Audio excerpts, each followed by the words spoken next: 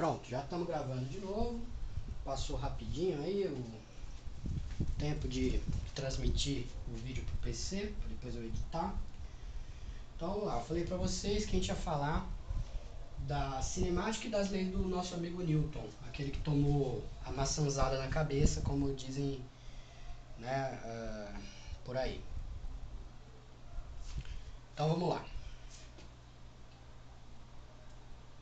Vamos ver a cinemática aqui.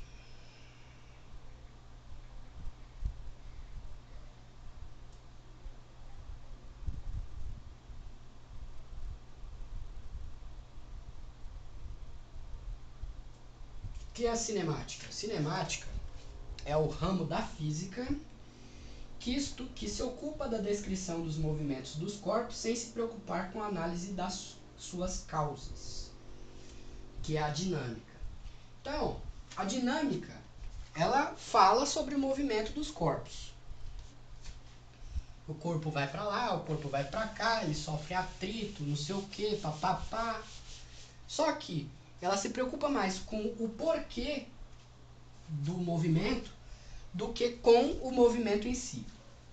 Certo? E é o que a gente vai ver na cinemática, que ela fala em relação ao movimento em si.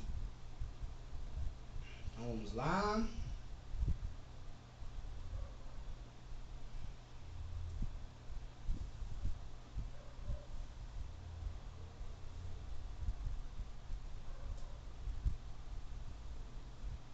Vamos procurar aqui. E a gente vai falar da cinemática sobre a velocidade, sobre a aceleração e sobre o espaço percorrido, é duro, hein? Percorrido.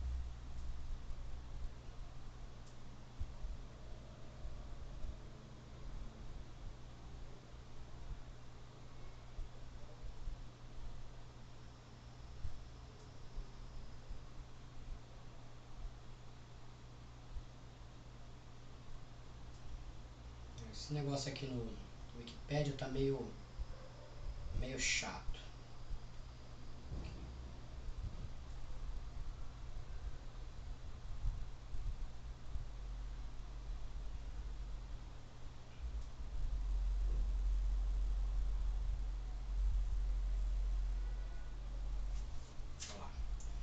Voltei no site do Só Física. Então tá lá. Cinemática. Vamos falar da velocidade. A velocidade de um corpo é dada pela relação entre o deslocamento de um corpo em determinado tempo. Por isso que, quando você fala em velocidade, você tem alguns índices, né? Algumas formas de medir a velocidade, como por exemplo, quilômetro por hora, metro por segundo e por aí vai. Então, sempre a velocidade é dada por um corpo pela relação do deslocamento em um determinado tempo. Deslocamento e tempo. Quantos quilômetros foi em uma hora, quantos metros foi em um segundo e por aí vai. A análise da velocidade se divide em dois principais tópicos: a velocidade média e a velocidade instantânea. É considerada uma grandeza vetorial, ou seja, tem um módulo, um valor numérico, uma direção vertical ou horizontal, um sentido para frente ou para cima ou para trás.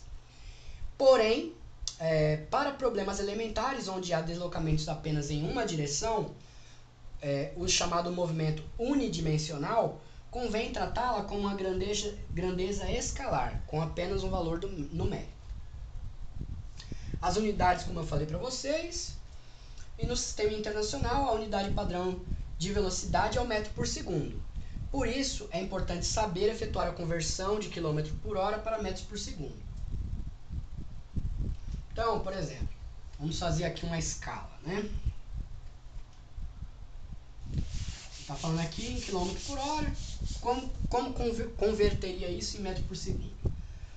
1 quilômetro por 1 hora é igual a 1000 metros por 3.600 segundos, que é o que tem dentro de uma hora. Então, é com base nisso que você vai fazer a conversão de um para o outro, ou daqui para lá ou de lá para cá. E aí, a partir daí, é possível extrair a conversão, né? Então, vamos lá. Velocidade média indica o quão rápido um objeto se desloca em um intervalo de tempo médio e é dada pela seguinte razão, pela seguinte fórmula. Velocidade é igual a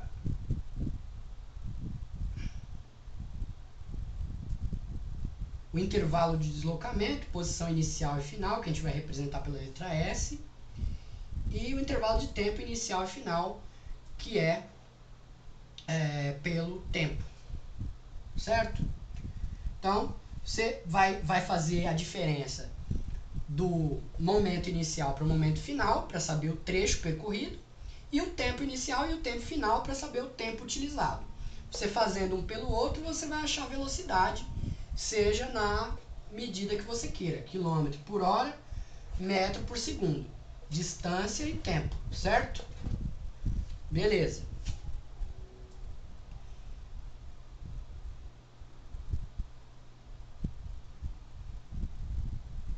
E é por isso, e é com essa fórmula que você descobre a velocidade média que um corpo percorreu, certo? Que é, por exemplo, aqueles cálculos ali, fulano saiu às 6 horas da manhã e viajou 500 quilômetros até a cidade de Piraporinha, de sei lá das quantas, né? E chegou a tal hora. Aí ele vai perguntar, qual foi a velocidade média do percurso? Por que velocidade média? Porque a gente não sabe, né? A velocidade média, quanto tempo em média ele demorou, quanto em média de velocidade utilizou para percorrer aquele dado percurso naquele dado tempo. A gente não sabe se no percurso houve uma oscilação, se houve uma aceleração, aí depois uma redução, e aí em média a velocidade foi aquela. Beleza, velocidade média, acredito que esteja entendido. Vamos para a próxima.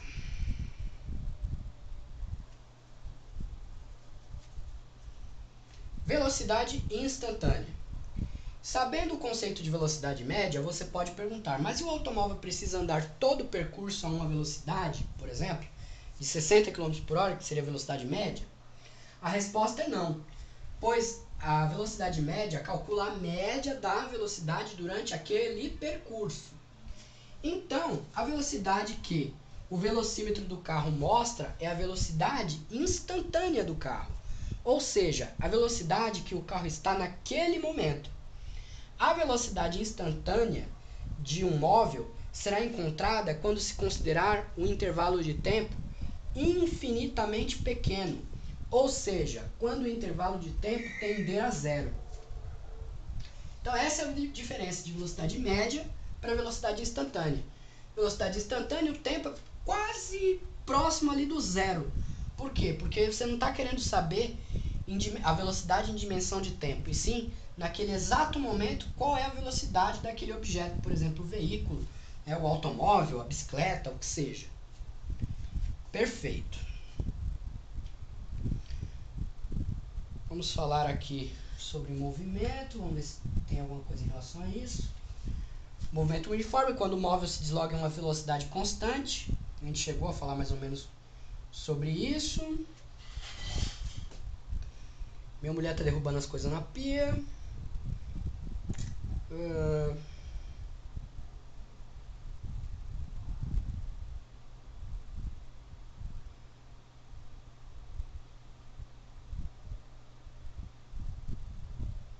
Tem outras coisas aqui.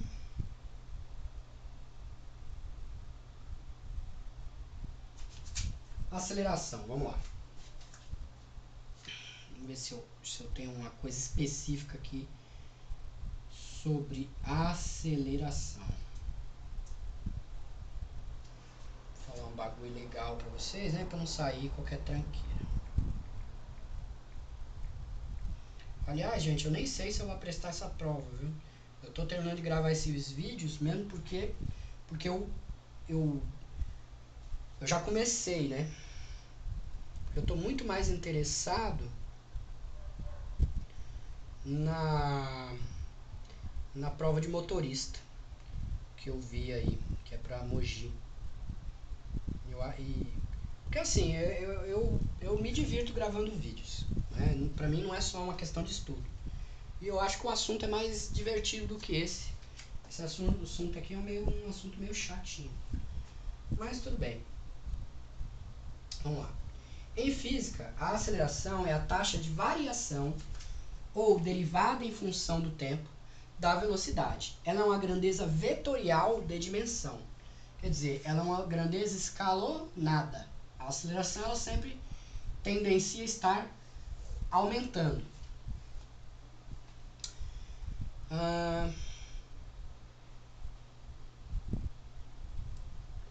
E ela é medida de acordo com comprimento e tempo ou velocidade e tempo. Em unidades do sistema internacional é quantificado em metro por segundo ao quadrado. Então, quando você fala em velocidade, segundo os planos internacionais, você está falando em metro por segundo. Quando você está falando em aceleração, você está falando de metro por segundo ao quadrado.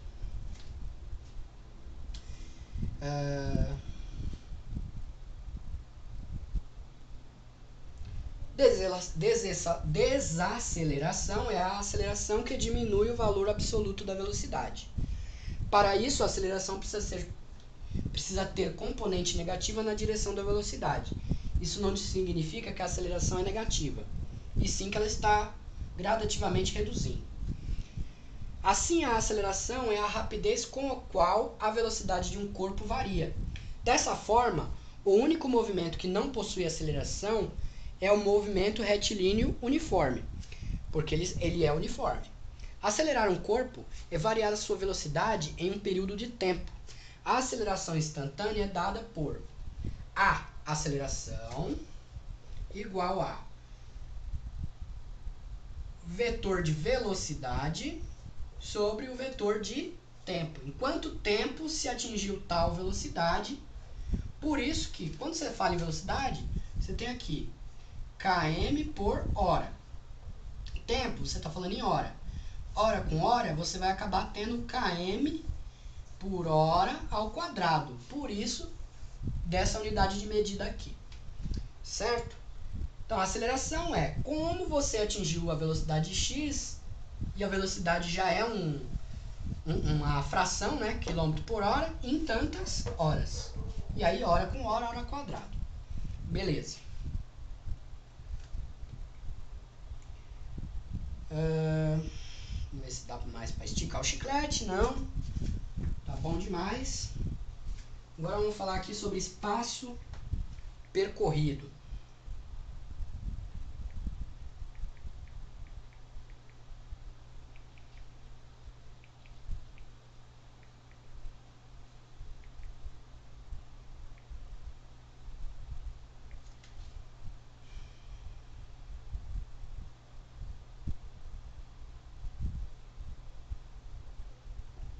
Tudo tem a ver com a cinemática em relação à velocidade, aceleração e espaço percorrido.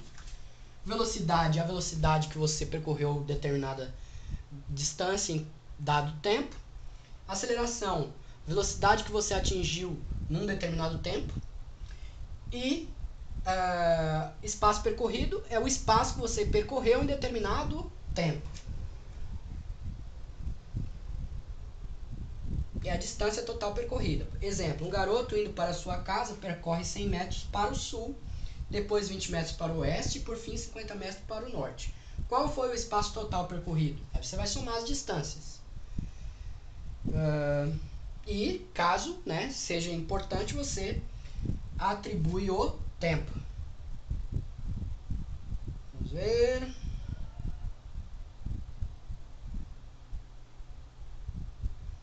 É praticamente a medida de um perímetro, né? Vamos supor. É você somar as distâncias. Então não vou esticar mais o chiclete nisso também não. Vamos ver aqui a tal das leis do Newton, aquele que tomou a maçãzada na cabeça. Leis de Newton.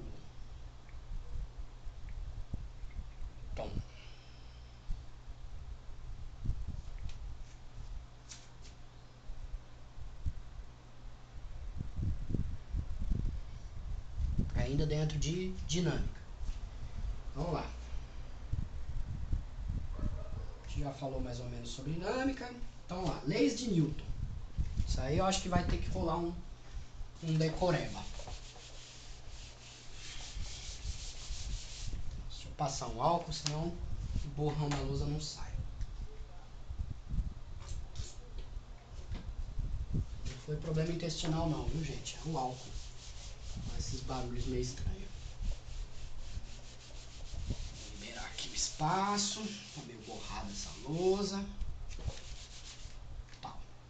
Preciso lavar esse apagador. Vamos lá. Primeira lei de Newton. Princípio da inércia. Opa, cadê a tampa do bagulho? Primeira lei.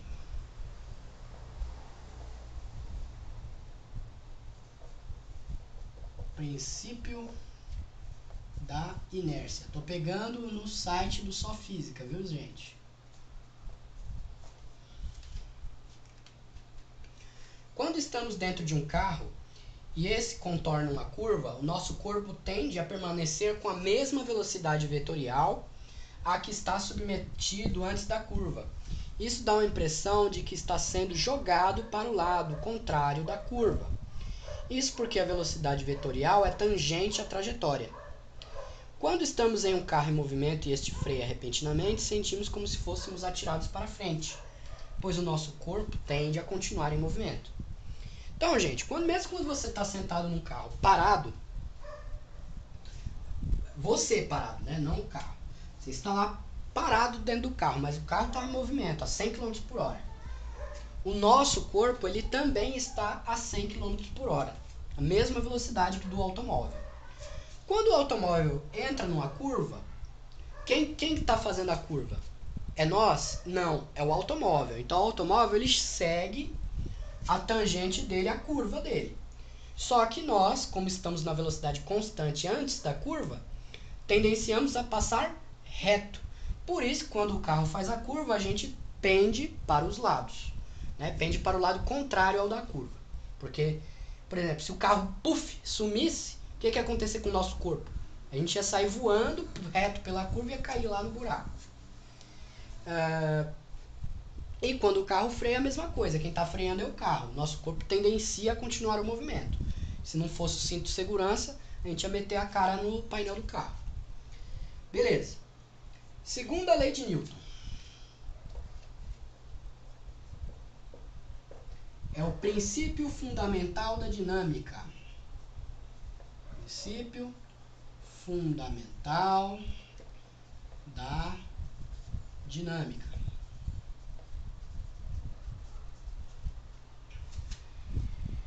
Quando aplicamos a mesma força em dois corpos de massas diferentes, observamos que eles não produzem a aceleração igual. A segunda lei de Newton diz que a força é sempre diretamente proporcional ao produto da aceleração de um corpo pela sua massa. Então, por mais, por exemplo, que você arremesse do mesmo jeito, com a mesma força,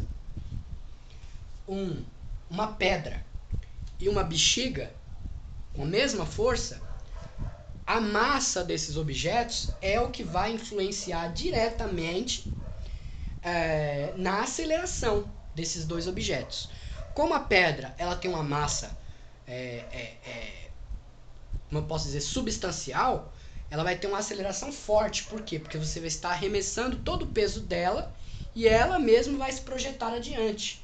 Uma bexiga, como ela é um objeto muito leve, né, cheio de ar, por mais que você arremesse com a mesma força, ele não vai ter a aceleração igual ao de uma pedra, por exemplo. Vamos ver aqui. Terceira lei do Newton. Princípio da ação e reação. É o pá daqui, pá de lá. Ação, reação. Vamos ver o que diz aqui. Quando uma pessoa empurra uma caixa com a força X, podemos dizer que esta é uma força de ação. Mas, conforme a terceira lei de Newton, sempre que isso ocorre, há uma outra força com módulo e direção igual e sentido oposto. Esta é a chamada reação. Por isso que a gente sente o peso das coisas, né? Peso assim, não um peso gravitacional. Por exemplo, você tem lá uma mesa, né? Uma mesa.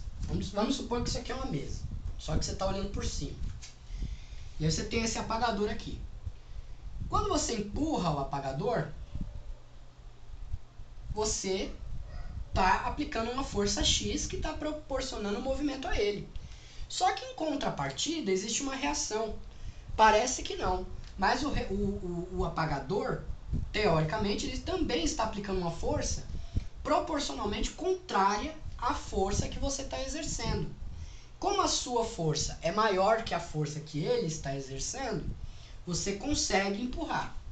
Se você exercesse uma força menor do que a força que o objeto está exercendo, você não conseguiria empurrar. É meio confuso, mas eu acho que deu para entender.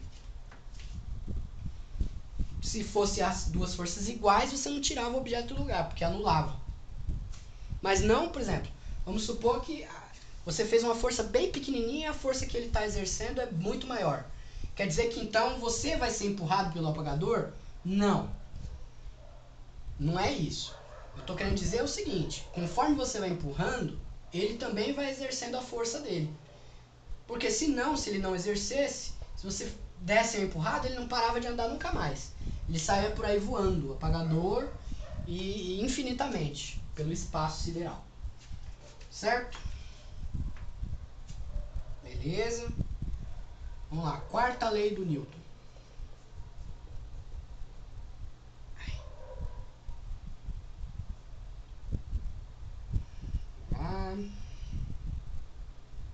Será que tem a quarta lei ou eu que falei besteira? Falou aqui força gravitacional, força de atrito, atrito dinâmico, força elástica, força centrípeta, tem até no comercial, né? Quando um corpo efetua um movimento circular, esse sofre uma aceleração que é responsável pela mudança de direção do movimento, a qual chamamos de aceleração centrípeta, né? É a força centrífuga. Se você acelerar ele em movimento rotativo, a tendência é que ele saia para as bordas, né? E aí você é utilizado esse tipo de movimento muito aí no mundo, né? Seja para centrifugar uma roupa, aí a água vai sair, né? Porque ela vai ser jogada para fora do movimento. Ou, por exemplo, uma embreagem centrífuga. Quando você acelera, o motor acelera, então mais rápido ela gira e ela abre, provocando o atrito que faz o motor andar, tracionar.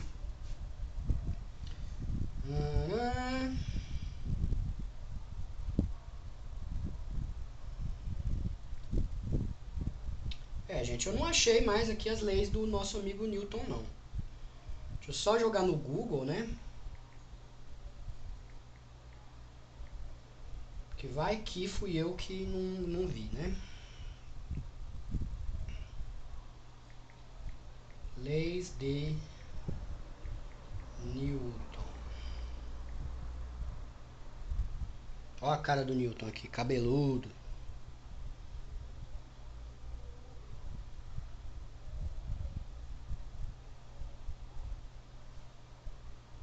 Aqui no Wikipedia, vai.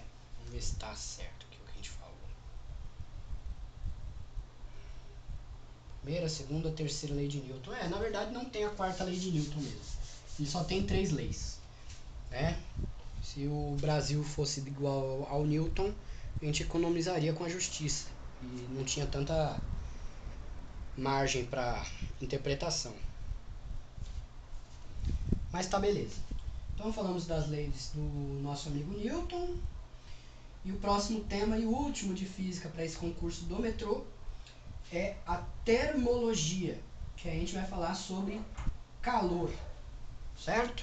Vamos ver quanto tempo rodou. 25 minutos. Beijo e tchau.